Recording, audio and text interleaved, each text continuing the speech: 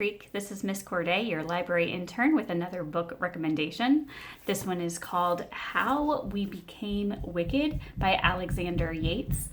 This is a dystopian, apocalyptic, zombie survival kind of book. I think along the lines of like Twilight Zone or The Walking Dead or Bird Box. So if you like those, you'll like this one. This is unique. It's not just another end of the world scenario, and the zombies aren't really zombies. They're very different, and I'll talk more about that in a second.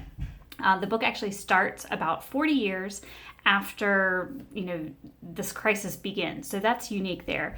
It does tell you a little bit about the past, like there are little glimpses as to how it all started, but that's not the concentration. This is actually like a generation or two after this has begun and become the norm. So that's kind of different. A lot of times they kind of stop right after it starts almost.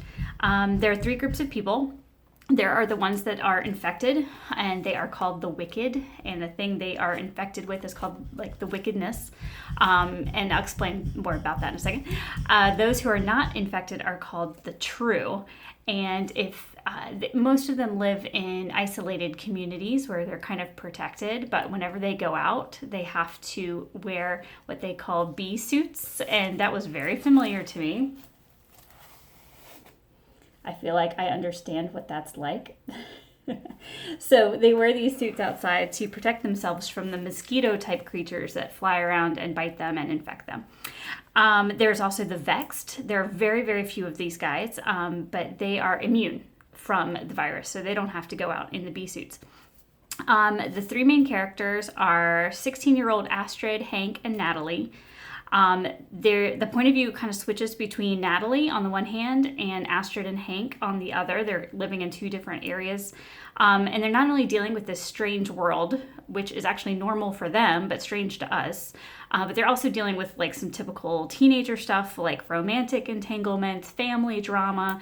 There's even a kind of a secret in one of the communities that Astrid's trying to figure out.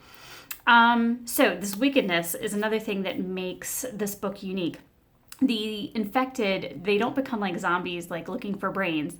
They just kind of become psycho, but in a way that I've never read before. So it's unsettling and creepy, but it's also kind of funny at the same time. So I took out a little excerpt, and I've edited it a little bit just so you can get how they talk, because I just wanted you to hear this. So this is a conversation between Natalie and her grandfather, and her grandfather is one of the wicked. He's been infected. And she's grown up her whole life with him like this. So she is carrying lobsters. She's just gotten the lobsters out of the traps. And her grandfather, who is locked up, sees her carrying the lobsters. And he says, "Lobsters, I love lobsters. I wish you'd give me some. I wish you'd feed me. You never feed me anything, do you?" And she says, "That's not true. I came by at dinner time, remember? The egg and stuff." And he says, "I suppose? I guess it could have been you. Honestly, I don't find you all that memorable. Maybe I should break your skull open. Then I would remember you probably. I'm out of salt."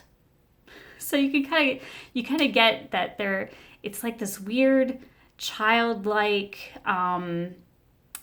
psychosis is all I could say, and it's so creepy and so like funny and interesting, and it's just written in a way that I've never seen in a book before. So I really like the way the wicked are portrayed. Also, there are several unexpected twists in the book, and kind of towards the end, there's a really big one. And I read some of the reviews, and most people were like, and only one or two actually saw it coming. So it's really good. That's a really good twist at the end, kind of end. It's a quick read. It's a concise story. You can see it's not a very big book. And I kind of wished it was longer. Like when the story was over, I was like, I wanted more. And there is talk of a sequel, so we'll see. But it just draws you in immediately. Like first page, I was in. It's also a little bit thought-provoking once you discover all the secrets that are going on and all the twists and turns are gone.